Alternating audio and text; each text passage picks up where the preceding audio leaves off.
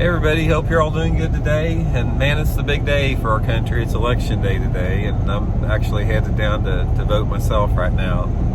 And man, this is something, I'm sort of a political junkie. I have been for decades. I really got interested in it. Actually, when I was a little kid, probably 13, 14 years old, how I really started to get interested in politics was there was a little creek named Turkey Creek down at the bottom of my mom and dad's house, and every day after school I'd go down and fish and wade this creek, and I laid claim to this creek. This little creek was my sanctuary. I was the protector of it, being a kid. Anybody that was down there, I'd watch them. I mean, if I saw any trash, I'd pick it up. I knew every rock, I knew every fish on the creek, and I just, it was my little sanctuary. And I was fishing down there one day underneath the bridge, and all of a sudden I heard a big splash, and somebody had driven over the bridge and threw one of those big, like 55-gallon drum-sized trash bags full of trash, threw it over into the creek. It busted, and trash floated down everywhere over the creek. And I swear, if I could have caught those people, I'd have freaking, there's no telling what I'd have done to him at 12 years old. I was mortified. I was angry. I was enraged. I was just in shock. And I spent the next couple days, picking up this trash that had drifted down the creek. And ever since then, that got me interested in politics as far as legislation that, protects our environment and that stuff. But anyway, back to the election here. I just really wanted to share a few thoughts with everybody. First of all, I'm not going to go down the wormhole. In no way am I endorsing anybody one way or the other over this YouTube video in this. Everybody's got a right to vote who they want to. That's a right we all have sacredly as Americans. Nobody should tell us how or force us how to vote. That's your right as a citizen of this country, and it's a sacred right that we all have, and it should be respected as well. And one of the things that I've always thought about the voting process is that you've got sort of three different groups of Americans. You've got the people that are really, really passionate about it on either side. They just follow it all the time. It's a big part of their daily lives. It affects their moods, everything like that. I'm sort of like that myself. And then you've got sort of the people that are in the middle that sort of just casually follow it, and they go about and lead their lives, but it's it's sort of like a part of their life, but they don't let it really take up a lot of their time and energy. And then you have the segment of the population that is just completely apathetic to the process, and a lot of them don't vote and they don't follow it. They're uninformed on issues and that type of stuff, and that's just the way that we are as a country. And I respect those people that are really engaged in the process. I don't care what your political affiliation is. It doesn't matter to me. The fact that you are engaged in the process and you want a better future for our country, I respect that. Doesn't matter what side of the political spectrum that you're on. One of the things I'll say about this election is that one of my hopes is that whatever the outcome is today, if it goes your way, don't gloat about it. If it doesn't go your way, just respect the process, the way it plays out, and that's the way that our democracy works like that. But one of the things that I've seen on this past 4 years, I have never seen. Well, actually, maybe longer than 4 years. Actually, we can go back probably 8 years into it.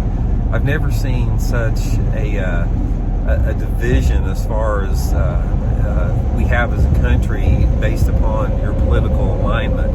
And I think a lot of that, I've analyzed this a lot, I think a lot of it has to do with social media and media in general, as far as it's more available to us. Back 50 years ago, we didn't have that. All we had was newspapers. You had one or two newscasts. Back then it was a law. It's not a law anymore, but back then it was a law that you could not be opinionated or biased about news coverage. You just basically had to report the facts, let the people decide, which is sort of the way it should be. Now everything is opinion based. It's more for entertainment than educational value. That combined with social media, it's in our face all the time, and it's been ingrained in our psyche to affect us on so many different levels. And I don't know how healthy that is. I mean, it's a lot of it out there. It's being able to discern the information. It's being able to basically get a consensus on what is real and what's not, and what's spin and what's factual. So it's a complicated scenario for everybody out there. And I have seen the last 4 years particularly, I've seen family members alienate from each other. I've seen friendships broken up, all over politics. Something that is just absolutely ridiculous. And it's my hope as a country that we can transcend that, where our viewpoints are respected by each other and not villainized about each other, and it's not us against them. That's ridiculous. One of the best stories that I've heard, I can sort of relate to this, is I'm a big World War II buff, and I was reading this one story about when the 101st Airborne was in the Battle of the Bulge over there. There was one of the soldiers over there that had been through the war. He'd seen the horrors of the war and everything like that, and obviously he was really bitter about everything.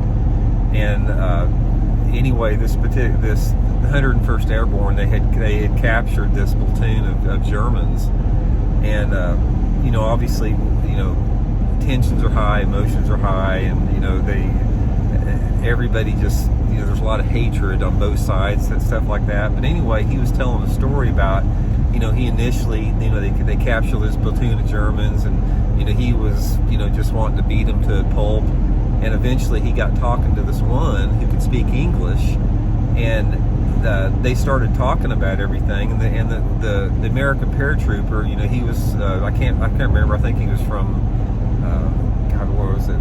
Alabama or somewhere, and he really liked to fish and hunt. And anyway, he got talking with this German soldier, and this German soldier loved the same thing. He loved to fish and hunt. So they got talking about fishing and hunting, even though they were enemies in this war.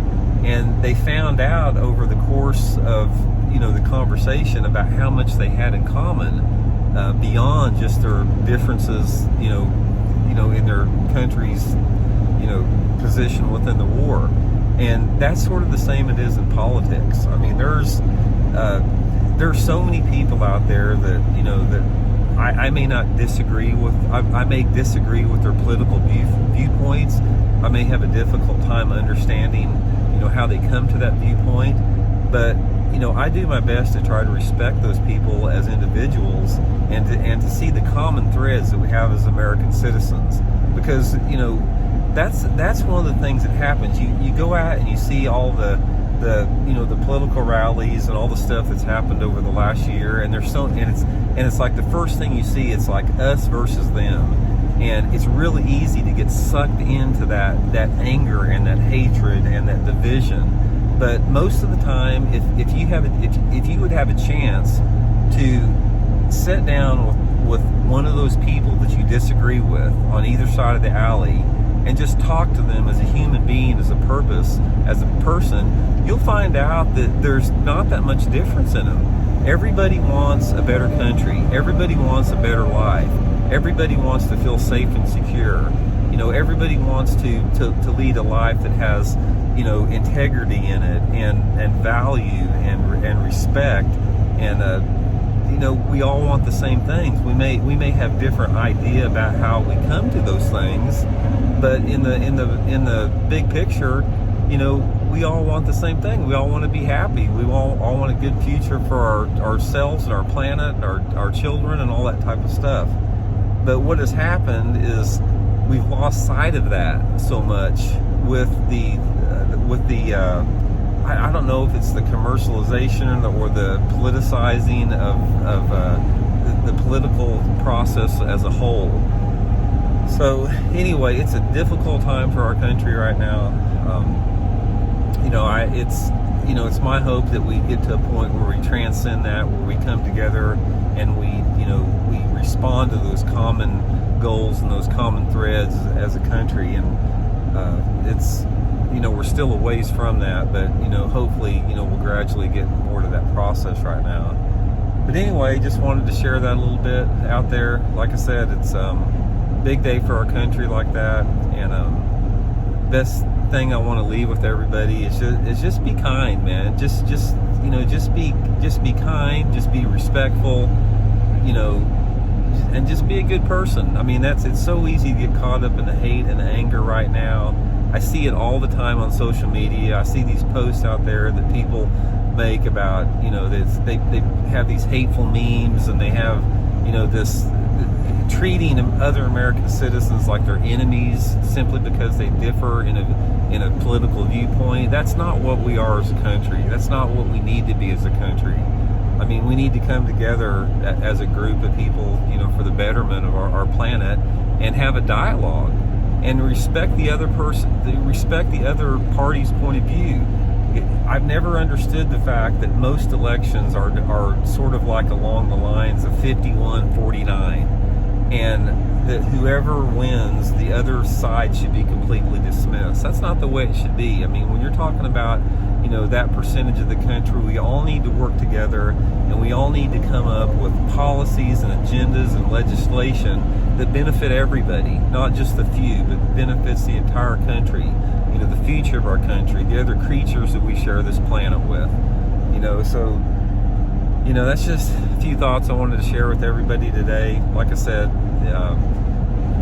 get out there and vote, exercise your rights as an American citizen today, be respectful in the process. And like I said, if you win today, be humble about it. If you don't win about it, just be gracious about it. And just if we all do everything we can to try to come together as a country, that's going to benefit us a lot more in the long run, especially if we can be empathetic and we can be understanding of everybody else's point of view, and work together to make this a better place to live. So anyway, hope you guys are having a good day, and we'll check in later on. See you.